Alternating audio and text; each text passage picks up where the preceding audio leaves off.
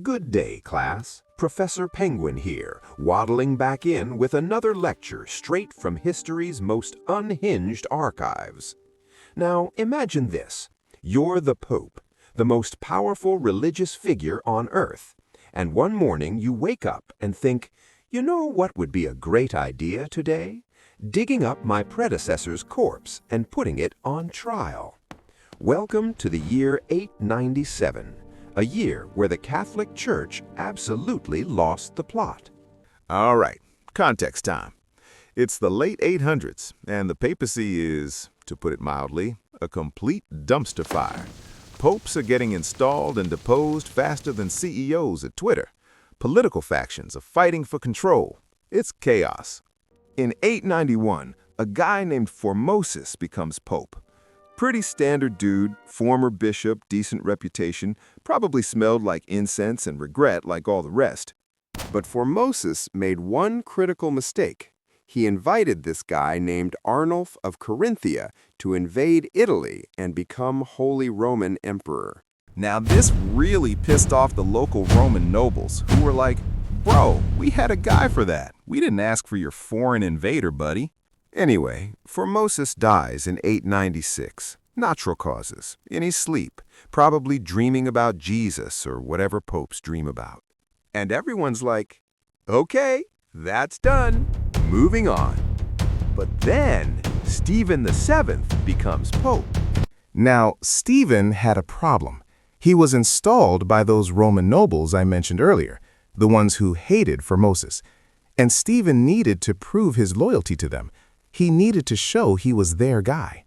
In January of 897, 9 months after Formosus died, Stephen's men marched to the cemetery, dug up Formosus's body, and dragged his rotting corpse back to the basilica. They dressed the corpse in full papal robes, propped it up on a throne, and held a formal trial. I want you to picture this.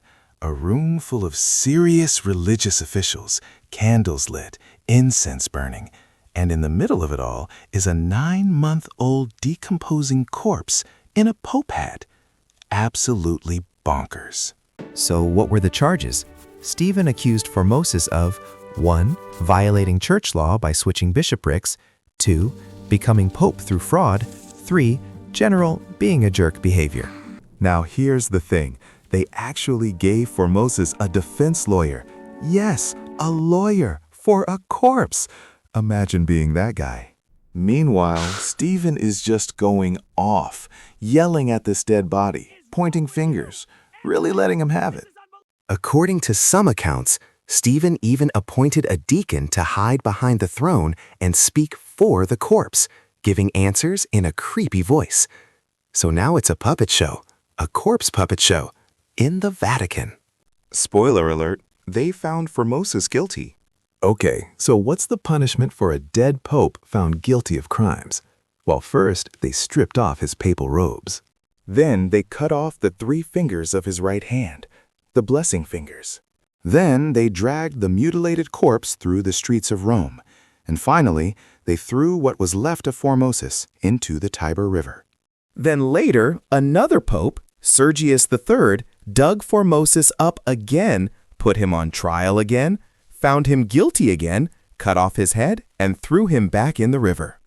The whole corpse trial thing didn't sit right with most people. Shocking. A huge portion of the population was like, yeah, this is weird. This is too weird. An uprising broke out. Stephen VII was arrested, thrown in prison, and then, mysteriously, died shortly after. Over the next few years, popes kept reversing each other's decisions about Formosus. It was like a theological ping-pong match, except the ball was a corpse. Pope Theodore II. Formosus was innocent. Rebury him with honor. This period became known as the Saculum Obscurum, the Dark Age of the Papacy.